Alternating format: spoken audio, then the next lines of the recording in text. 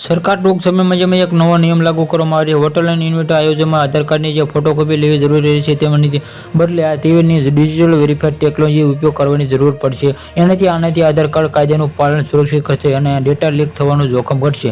ફેરફારમાં જનતા માટે અનુકૂળ રહેશે અને આધાર કાર્ડની ફોટોકોપી રાખવી કે આધાર કાર્ડ કાયદાનું ઉલ્લંઘન છે।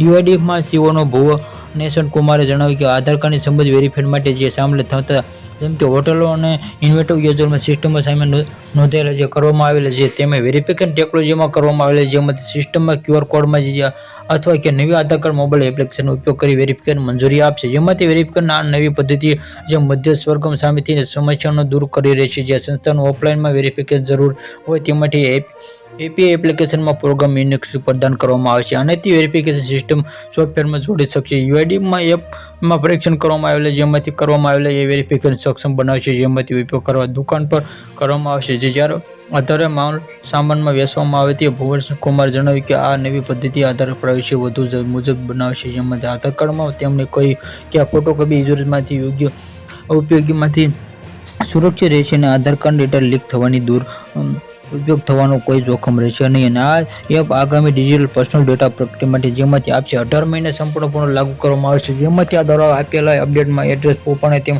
પ્રૂફમાં જે આવેલા વધુ પરિવારના સભ્યો માટે મોબાઈલ નંબર ફોન અંતે તેમાંથી એપ ઉમેરી શકાય છે। જેમાંથી આ નિયમ આધારમાં પાલન સુરક્ષિત કરશે। જે અગાઉના સ્થળોમાં આધાર કાર્ડની ફોટોકોપી એકત્ર કરવામાં આવતી જે ડેટાને લીક થવાનું જોખમ પણ આવે છે। જેમાંથી આ સુરક્ષામાં વધારો વેરિફિકેશન પણ બદલવામાં આવેલ જેમાંથી તેમને આ દરેક જગ્યાઓમાં તેમને આધાર કાર્ડની ફોટોકોપી સાથે રાખવાની જરૂર રહેશે અને તેમાંથી મોબાઈલ નંબર એપ્લિકેશન દ્વારા સરળતાથી તેમનો આધાર વેરિફિકેશન કરી શકશે।